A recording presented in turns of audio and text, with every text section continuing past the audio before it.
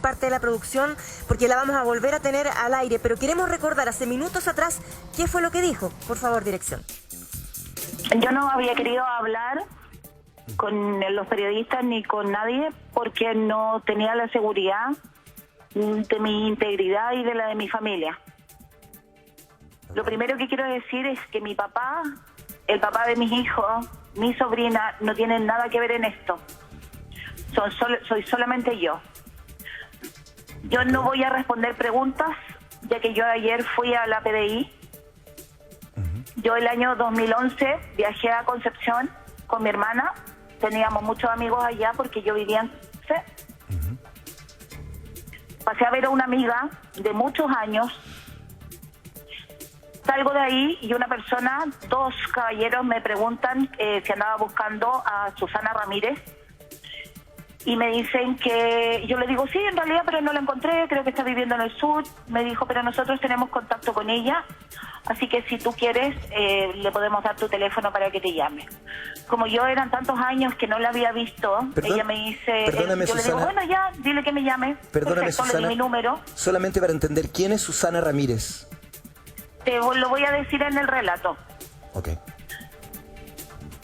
Te escuchamos. Cuando me devuelvo a Santiago, pasaron un par de días y llega tres hombres a mi casa donde yo vivía, que era a la vuelta de la casa de mis papás.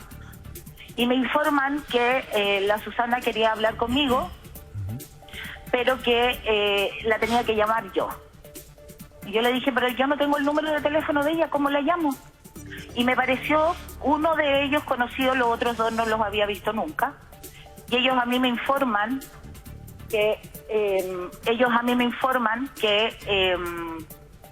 bueno, no quieren que hable, pero voy a hablarlo todo porque ya estoy como colapsada. Cuéntenos. Te escuchamos, Susana, ¿sigues al teléfono? Sí. Te escuchamos, por favor, continúa. Yo me he visto envuelta en un chantaje increíble. Ustedes pueden ver mi antecedente. Antes de esa fecha jamás había tenido nada. Jamás. Creo que la única vez fue que no pagué 12 lucas de una tarjeta. Y ese era como mi gran delito. Disculpa. He tenido que joderme a gente que quiero. He tenido que joderme a gente que recién conozco. Creo que Susana, esto dejé que pasara y que reventara por lo mismo, porque tenía que hacer esto. No puedo dar más nombres ni nada y yo creo que esto va a generar más polémica de la que es. Te propongo una cosa, Susana, porque para poder entenderte, queremos entender lo que te está pasando. Tú dices que otra Susana, otra persona finalmente te ha chantajeado y te ha llevado a esta situación en que tener que llegar a timar a otros. Explícanos, pero ¿por qué te estaría chantajeando esta persona a ti? Porque cuando llegan a tu casa y te dicen que si tú no les pasas plata inmediatamente, van a matar a tu mamá, saben dónde estudian tus hijos, que en esa época solamente mi hijo mayor estudiaba, que conocen dónde viven los papás del papá de tus hijos, y yo denuncio eso, y me llega una carta diciendo que eso se va a archivar. Porque porque obviamente no tengo. Susana Ramírez ya no se llama Susana Ramírez porque ella está protegida, como que es una no sé cómo se dice, algo protegido. Okay. Y que te insistan. Me he cambiado de casa un montón de veces y todas las veces llegan igual a mí. Susana. Llegan igual a mí y van a volver a llegar igual. Y yo sé que con esto ya no voy a poder ni siquiera salir porque me da miedo salir a la calle. Susana, lo que nos estás relatando es algo muy distinto a todo lo que hemos escuchado hasta el minuto. Voy a volver a repetir todo lo que para te la pueden audiencia. haber dicho es verdad. Todo lo que yo he dicho y lo que ellas han dicho es verdad. Toda esa idea de poder comprar productos y todo, efectivamente, ellos me dieron toda la pauta para que yo pudiera decirlo. Y resultó la primera vez. ¿Te puedo Y la hacer una segunda pregunta? y la tercera. Sí, dime. Tú dijiste que no querías preguntas, pero te voy a hacer una muy simple. Acusas que te están chantajeando y que a propósito de eso tú has tenido que obrar de esta manera, engañando a otras personas para obtener dinero. Yo no me quiero exculpar con esto de lo que yo he hecho, no me estoy exculpando. Perfecto, pero la pregunta es otra, Susana. Dime. ¿Has Sí, podido es eso. esto denunciarlo a Sí, investigaciones, lo a denuncié. carabineros? Sí, lo denuncié. Lo denuncié. ¿Por qué te chantajean o te chantajearon ¿Por qué llegaron a amenazarte según tus propias palabras? Tonka, lo que me gustaría es esa parte, decírtela como que no salga al aire y que ustedes tomen la decisión si se puede o no decir al aire. No es necesario que lo digas. Entonces, tiene que ver con dinero. ¿Cuánto dinero tú le adeudarías a estas personas? No les debo yo plata a ellos, jamás en la vida los había visto, yo no les debo plata a ellos. Okay. Es por haber ido a ver a una persona que... Ahí están parte de las declaraciones de Susana. De hecho, está hablando por interno con nuestro equipo. Amaro, que llegó un poquito más tarde. ¿Qué te parecen las declaraciones? Quiero que me hagas también un análisis de tu impresión de las palabras de Susana. Pero antes, me confirman, Marilyn, por interno, me acaban de decir desde dirección que tú podrías ir a hablar con Susana, que aceptó recibirte. Así es que tú puedes emprender el camino para ir a conversar con ella con nuestro micrófono y con la cámara de bienvenidos. Vamos a hacer... Sí, vamos a hacer el ejercicio. Vamos a ir hacia el sector de una de las entradas del edificio para que Susana nos dé el vamos de poder subir. Ella habría accedido entonces a dar su versión con nosotros, así que vamos a pedirle permiso aquí a los autos con mucho cuidado para poder que no te ofrezca ningún celular, Marilyn. De dónde vamos a llegar a la entrada del edificio de Susana. Diga. Tú te mueves, tú vas con la cámara, estamos en contacto contigo. Apenas tengas ese encuentro, vamos con tu imagen y con la conversación en vivo. Nosotros acá estamos con Amaro, con cada uno de los testimonios que han tenido pantalla hoy. En Canal 13 está Evelyn al teléfono, está Christopher junto a Silvana, también Carolina, está Cristian. Amaro, acabamos de escuchar el primer testimonio de Susana. ¿Qué te pareció? La verdad es que desde la perspectiva de ciudadano y como audiencia es bastante extraordinario el relato porque, y lo digo de manera literal, las inflexiones de la voz, los tiempos, cómo ella trasluce las emociones, la desesperación, es muy creíble en ese ámbito. Lo que ocurre, verdad, es que hay, si uno pone atención, ciertas inconsistencias también con lo que va señalando, porque, por ejemplo, habla acerca de un chantaje donde su familia correría un riesgo vital, la integridad de su familia, y habla de este chantaje, pero no es por ningún motivo, porque no adeuda dinero finalmente frente a las personas que estarían extorsionándolas. ¿Cuál es el móvil? ¿Cuáles son esas personas? Porque si ha hablado básicamente con nosotros, ¿por qué no ahonda en esa denuncia que ha establecido con la policía? Se lo preguntamos y dudó en contestarlo, por eso la traspasamos a dirección para que conversara con nuestro equipo para ver, porque tenía duda de poder contarlo o no, pero bueno, eso lo vamos a dilucidar. Creo que hay un tema muy importante, que es el tema de la familia, y es un tema básicamente donde habrá que explorar cuáles son los nexos de la familia de Susana, la supuesta estafadora, en este conjunto de estafas que ha realizado, que creo que es una pregunta interesante también a realizar. ¿Recuerdas cuando partió toda esta historia con Carolina y con Hilda, las apoderadas que comparten el momento educacional de sus hijos? Ellas decían que en el momento de los pagos se hacían al papá, al esposo, a ella y a otros familiares. Y ella, en esta locución que hace Susana, dice automáticamente que su familia no tiene nada que ver. ¿Estará ahí detrás de aquello la intención de desdibujar una suerte de asociación ilícita? Porque estamos hablando de muchísimos millones de pesos que ella y los testigos señalan que no solo llegaban a una cuenta corriente, sino a varias cuentas corrientes. Quizá interesante preguntarle además también a Christopher si al escuchar otros relatos de Susana, las mismas inflexiones de voz, la misma desesperación, el mismo tempo, eso sería interesante. ¿Esto te llama la atención? Porque es muy persuasiva y muy convincente. Christopher. Hola, lo que dice ella, de verdad ya lo he escuchado muchas veces. Ella es experta en el teatro. Sabe llorar con una facilidad.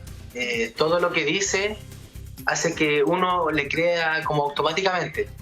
Ella llora como con pena. Tú la veís tan emocionada llorando que te convence, que hasta a ti te dan ganas de llorar.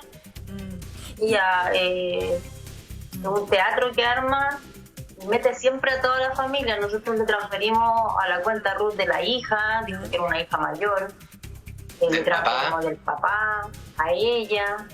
Y así nos fue sacando dinero de a poquitito hasta que nos fue de los autos. Ella a nosotros nos dijo que teníamos que dar como una reserva para los autos. Nunca nos pidió... ¿Qué auto les ofreció? No sé, pues. Perdón, ¿qué auto les ofreció y a qué precio tenían esos autos que a ustedes les ofreció?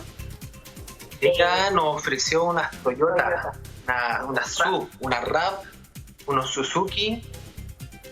Toyota... Y nos hacía estar abonando semanal dinero.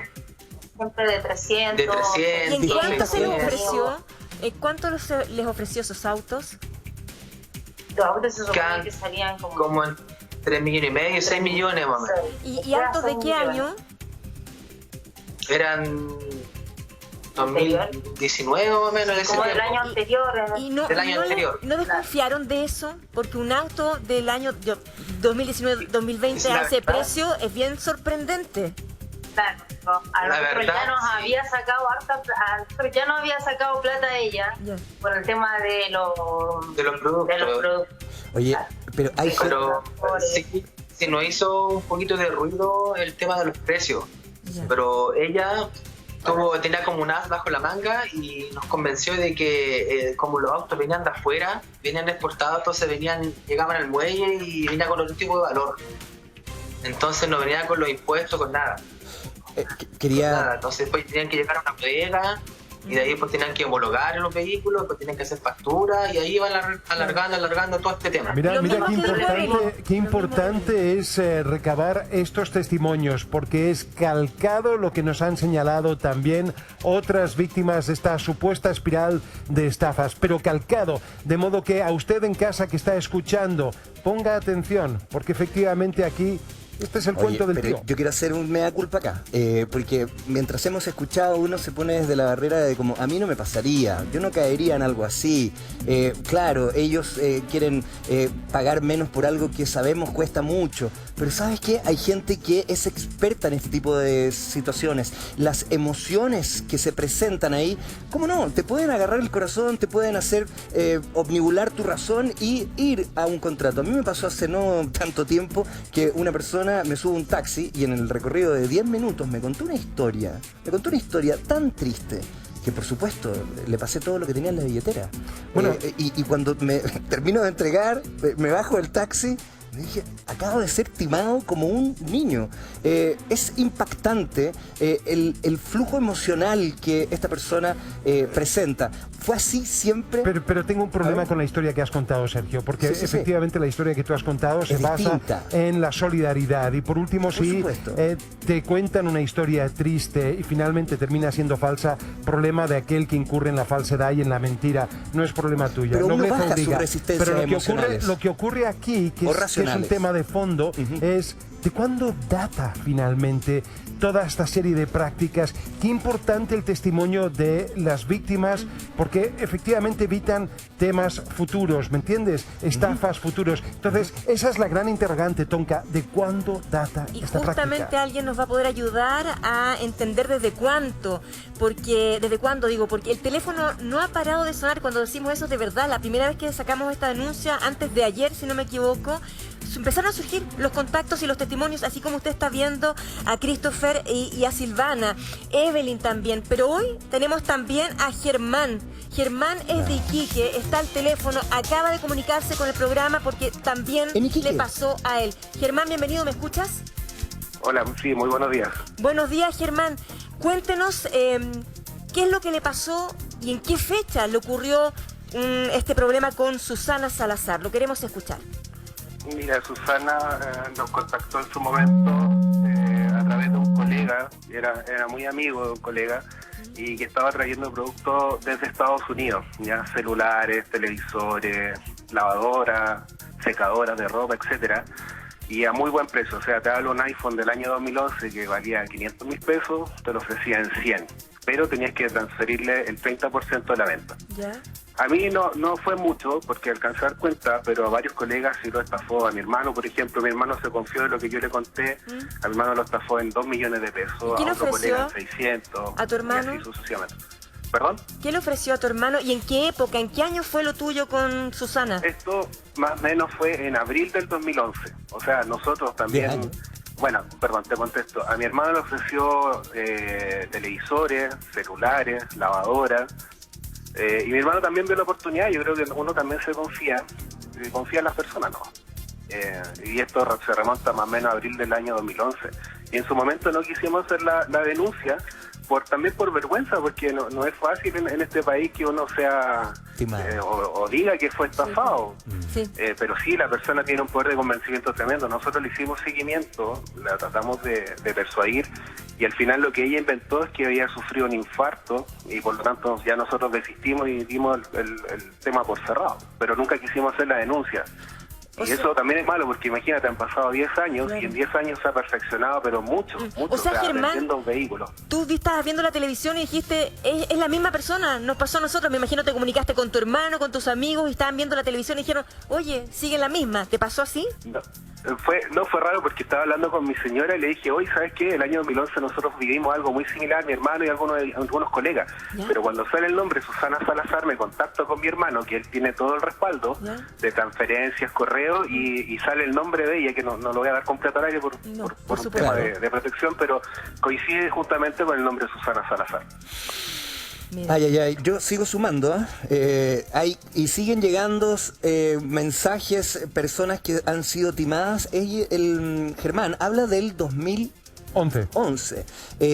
Susana Salazar, en su relato, ella señalaba que el 2011 en Concepción había ocurrido este evento en el que supuestamente a ella la estarían extorsionando para salvar a su familia de un eventual castigo, en fin, quién sabe. Mira, eso que ella dice es completamente una mentira, porque mi colega, que era íntimo amigo de uno de sus hermanos, se comunicó con él, le contó esta situación, y él le reconoció que esta persona tiene un tipo de problema, o sea, es capaz de mentir, de matar al papá, de inventar infarto, etcétera, etcétera. Nadie la está persiguiendo, es ella sola, si todo el mundo le está transfiriendo directamente a ella, nadie la está extorsionando ni amenazando.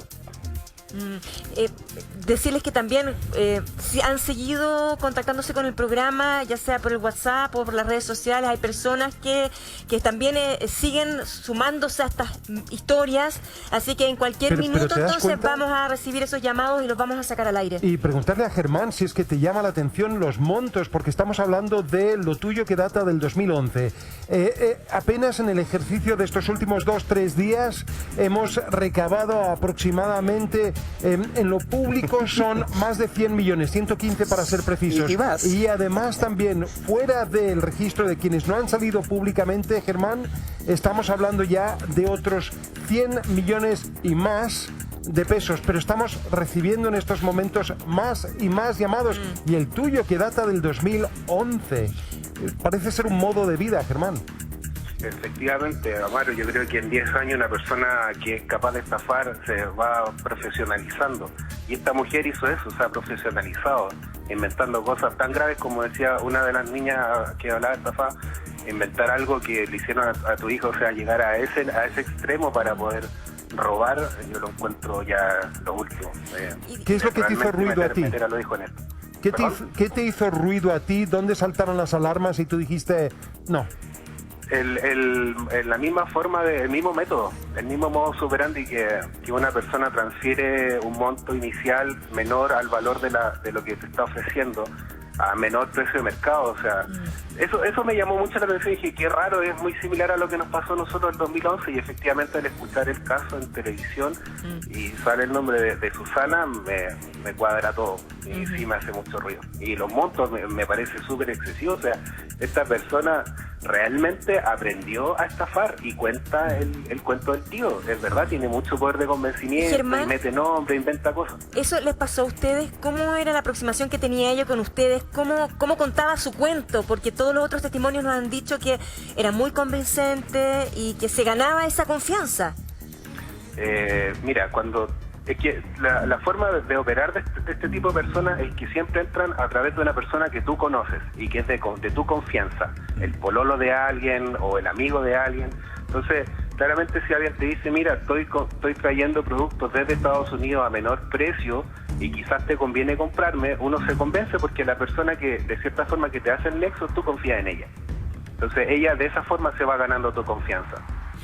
Como veía en un caso, la apoderada de uno de mis hijos. O sea, ¿cómo voy a desconfiar de la apoderada de uno de mis hijos que me va a estafar y en esa cantidad de plata? No, y además, Germán, se da una cosa interesante de que hay una suerte de inversión en la estafa que va a seguir, y es, por ejemplo, frente a un primer requerimiento tuyo, yo obedezco y cumplo, genero ese lazo y esa confianza, y después te entrampo en los incumplimientos sucesivos frente a montos mayores. ¿Me explico? ¿Te pasó?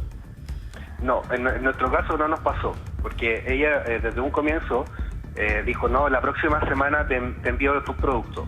Y pasó la semana y no, que tengo un problema en la aduana, porque desde Estados Unidos me están haciendo problemas. No tengo un problema en la aduana acá en Chile. No tengo un problema con la aerolínea para poder enviarte los productos a Iquique o a Concepción, donde sea. Entonces, la sumatoria de problemas es la que te da a entender desde un comienzo es que ya estás metido en una estafa. ¿Ya? Por ejemplo, ahora ya cambió el modo operandi. Ella pide dinero y después lo devuelve. O sea, una persona de confianza porque me devolvió el dinero. Exacto. Es muy curioso, Germán, lo que está ocurriendo. En este minuto estamos recibiendo más llamadas. Por un lado está Marilyn Pérez viajando para poder conversar y recoger su entrevista con Susana Salazar, esta supuesta estafadora que, bueno, se cae a pedazos a través de todos los testimonios. Sergio, y tenemos otro más. Así como Germán se comunicó con nosotros, es Catalina, la persona que hoy tenemos también al teléfono. Catalina está con nosotros porque tenemos a Germán, tenemos a Evelyn, tenemos a Christopher y a Silvana, Carolina, Cristian, Hilda, se van sumando y ahora el contacto es de Catalina. ¿Me escuchas, Catalina? Sí. ¿Cómo estás? Te escucho. Bienvenida. Muy bien. Cuéntanos tu historia. ¿Cuándo conociste a Susana y qué te pasó a ti? Mire, yo conocí a Susana aproximadamente el año 1993 porque estudiábamos los dos periodismo. Ella estudió 2 años periodismo en la Universidad de San Sebastián y después emigró de la universidad porque le fue mal. Posteriormente nos conectamos por redes sociales, por Facebook, aproximadamente el año 2008, cuando empezaron a estar en boga. Nunca dudé de ella porque habíamos sido compañeras, teníamos amigos en común y muchas cosas. Y efectivamente comenzamos con la misma historia de los productos y todo. Yo no le encargué ningún producto de tecnología, encargué otras cosas casitas. ¿Cómo qué? Pero sí, mucha gente que también confío que era el dato perfecto, confío en ella, siempre pidiendo abonos y después comenzó, que fue lo más tarde, cuando su hijo menor tenía cáncer, tenía una leucemia. Y ya con eso tocó la fibra un poco más mía y abusó y siguió sacando plata. Yo hice la denuncia en PDI. ¿Cuánta plata, perdón? La primera, aproximadamente 1 millón. Comenzó el juicio y como ella estaba en Santiago y yo en Concepción, cada vez que ella necesitaba, estaba fijada la fecha de audiencia, ella se enfermaba y presentaba certificado. Posteriormente, años después, se comunicó mucha gente conmigo a raíz de que se dieron cuenta de que al parecer fue la primera que la denunció en PDI. Mira. Y la gente se comunicaba. Disculpa, conmigo. Catalina, Oye, ¿por qué llegaste a denunciarla? Finalmente le pasaste 1 millón de pesos. ¿Por cuánto tiempo insististe? ¿Qué es lo que te decía? Pero tú, ¿cuándo dijiste, no, esto yo lo tengo que ir a la justicia? Yo aproximadamente siempre empezó como decían los otros auditores, los otros testigos, que siempre tenía excusas, que se habían demorado. De repente en una de esas me dijo, ¿sabes qué? Te mandé los productos, me mostró un voucher y se había ido a Puerto Montt, por ejemplo. Después yo la volví a llamar y diciéndole, sabes que no, o sea, no llegó jamás a mi nombre. O sea, me dijo, no, es que yo me equivoqué, entonces se equivocaron en Turbus, se equivocaron en las empresas X, ¿sabes?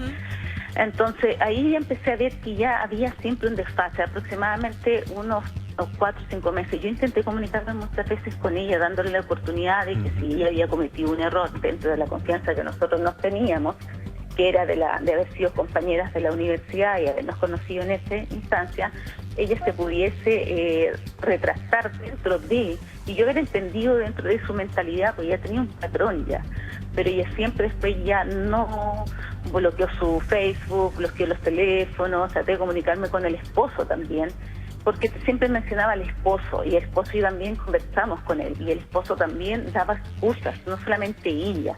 Sí, el esposo también estaba a socio, porque si yo sé que esta niña está o yo estoy casada con alguien, la paro o hago algo, porque no era la primera vez. era reiteradas veces que conmigo ya y para atrás seguía. Catalina, ¿tú crees que la... Sí, hola, te saludo Amaro. ¿Tú crees que, que la familia está también, piensas tú, coludida? Sí, absolutamente. Cuéntanos.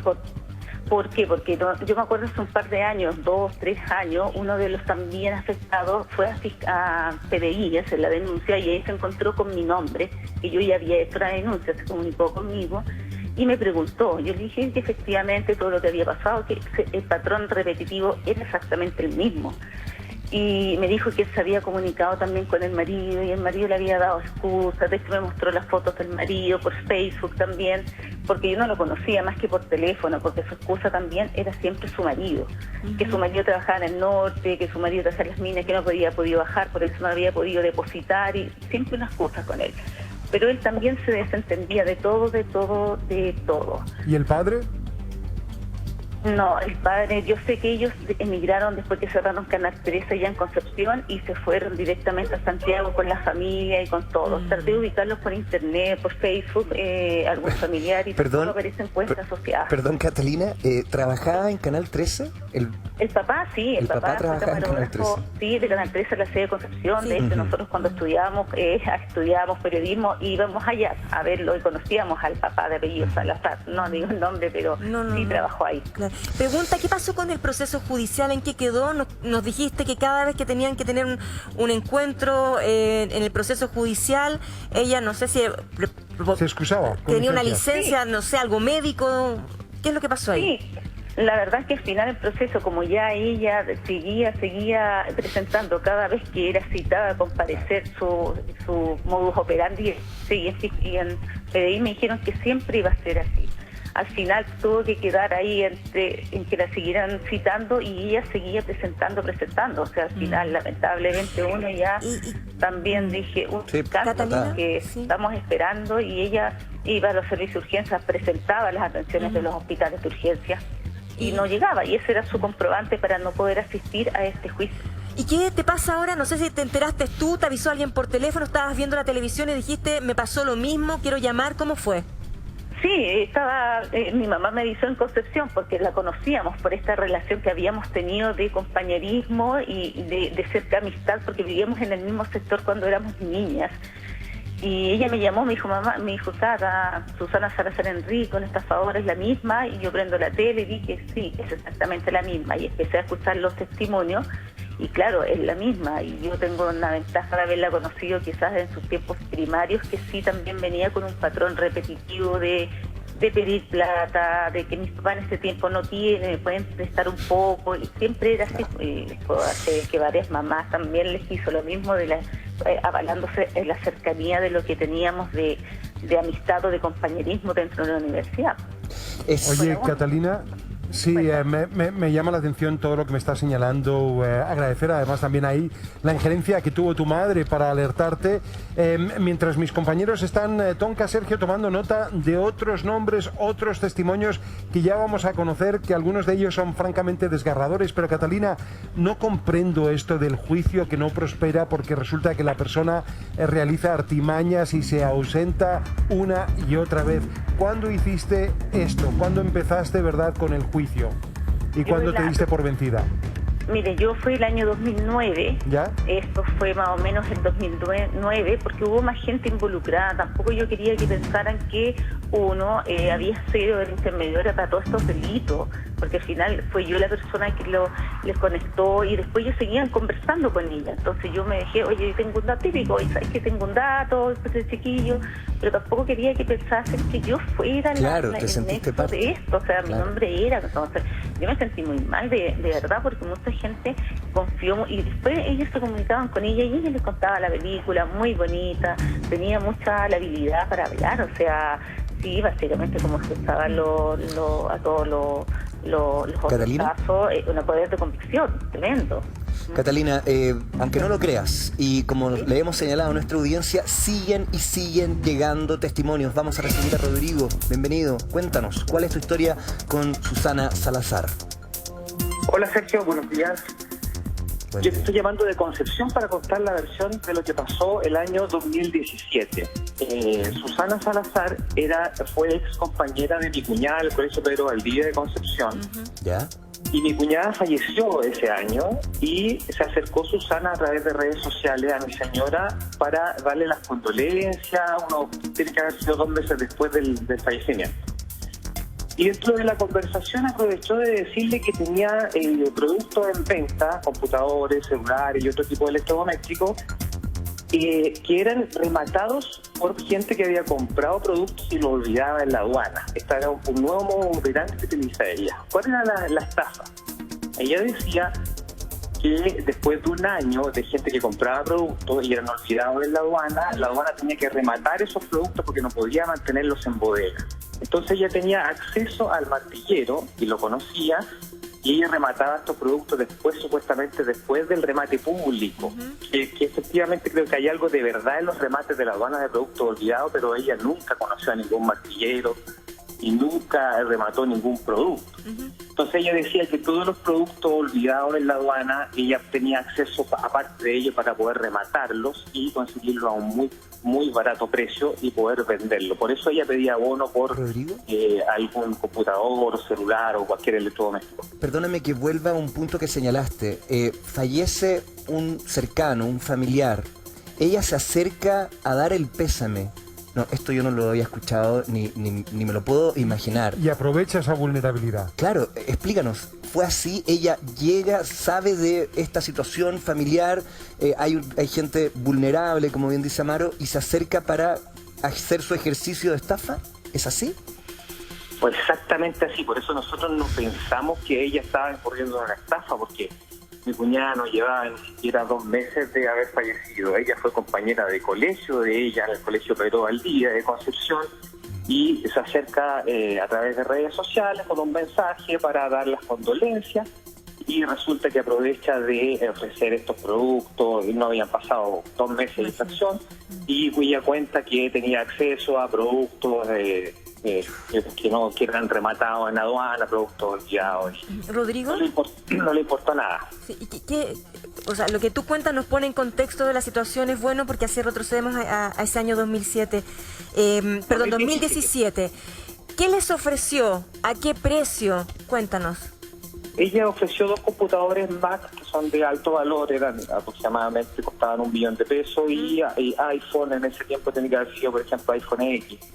Y ella ofrecía, ella lo que solicitaba era un abono del producto para poder reservarlo con el supuesto martillero de la aduana una vez que ella conseguía rematarlo con el acceso preferente. ¿Cuál era la estafa? Por ejemplo, la aduana tenía un remate el día 15 de un mes X. ¿Ya? Y eran 100 productos, supuestamente salían 70 productos a público de remate y los otros 30 no salían a público, y ella los remataba de manera interna con el martillero. Y los vendía a muy barato. ¿Pero a qué precio, por ejemplo? ¿A qué precio les ofreció ese computador a ustedes? A ver, un computador de $1 millón, ella lo vendía en un cuarto, en 250.000 pesos. Ya, y cuando le ofrecen eso, es bueno que tú pongas, insisto, el tema del contexto, porque en la vulnerabilidad y en la confianza y en la conexión en una situación difícil, ¿nunca dudaron de las palabras de ella? No dudamos por lo mismo, Tonka, porque no pensábamos que ella se iba a acercar luego del fallecimiento de mi cuñada, 2 meses después, a tratar de intentar estafarnos con el tema, así que no se nos pasó por la cabeza. Demasiada desfachatez, pensabas tú. Claro, pero sí hemos escuchado lo mismo, las mismas historias que ella, las mismas mentiras que le ha contado al resto de las personas, el hecho de que se ponga a llorar o que cuente que María la maltrataba. A nosotros nos dijo que se le había quemado la casa incluso, y que parte de los productos que ella tenía guardados se habían quemado. No, ¿qué pasa? Eran un montón de mentiras una tras otra, y lo mismo de que te voy a devolver. Oye, y te reitero la pregunta, Rodrigo. Una pregunta que he hecho prácticamente a cada una de las víctimas. ¿La familia, piensas tú, está coludida? Yo me imagino que sí, porque a raíz de los testimonios que te han sacado al aire del año 2011 en adelante, o sea, que lleva más de 10 años esa imposible que la familia o el marido o la hija, que también la utiliza para recibir transferencias bancarias en su cuenta RUT, es imposible que no sepan de lo que hace Susana. Lo que nos intriga a toda la gente que ha sido estafada, porque al aire han salido más de 200 millones de pesos, es qué hace con ese dinero. Nos mismos nos lo preguntábamos. Claro. Sí. No se ve una gran vida, no se ve en sus redes sociales viaje al extranjero, o que tenga auto de lujo, o que viva en un departamento o casa de lujo. Entonces no se sabe a dónde van a parar estos dineros. No sé si lo dijiste o no, ¿cuál es el monto de la estafa de ustedes? Lo de nosotros fue poco tonta, porque cuando llegó a ofrecerlo un Toyota RAV4 del año 2016, en ese tiempo que tenía supuestamente un año de antigüedad, por un abono de 250.000 pesos, ya encontramos el tema ya rarísimo, un poco claro, ya un poco ridículo. Está bien que ella pueda tener un supuesto acceso a productos rematados a bajo precio, pero un auto con una reserva de 250.000 pesos, ya dijimos, no, aquí hay algo raro. Siempre pensando también de que no creíamos que ella nos estaba estafando por el tema del hecho de haber sido compañera de mi cuñada y haber esto pasado muy recientemente. Y cuéntame, ¿cómo te enteraste ahora? ¿Prendiste la televisión? ¿Te avisó quién? ¿Cómo fue esta conexión? ¿Por qué estamos hablando hoy? ¿Quién te avisó que estábamos tratando este tema? Solamente me conté con usted en la televisión, y el nombre, cuando dijeron Susana Salazar, que estaba estafando a personas con abono de supuestamente productos electrodomésticos y esas cosas, y me quedé viendo el tema y le escribí, y bueno, ahí han salido cuántos testimonios, ya van, creo que más de 10 personas. Sí. Y siguen llamando, Rodrigo, así como tú, así como Germán, está Evelyn, Christopher, Silvana, Carolina, Cristian, Hilda y muchos otros que no han querido aparecer en pantalla, pero se han contactado estos días con el equipo de producción del programa, pero también que en estos minutos siguen llamando porque quieren entregar su testimonio. Y solamente para decirlo y no olvidar, si te estás sumando a nuestra sintonía, Susana Salazar aceptó que Marilyn Pérez fuera a su lugar, fuera a su departamento para entrevistarla, así que en cualquier minuto vamos a tener ese contacto en vivo, porque ella ya se encuentra conversando con Susana. Nuestra periodista Marilyn Pérez está conversando con Susana, así que en cualquier minuto vamos a tener esa imagen en vivo para nuestro público y por supuesto para los involucrados de alguna u otra manera desde el año 2011. Es muy fuerte todo lo que nos comenta Rodrigo.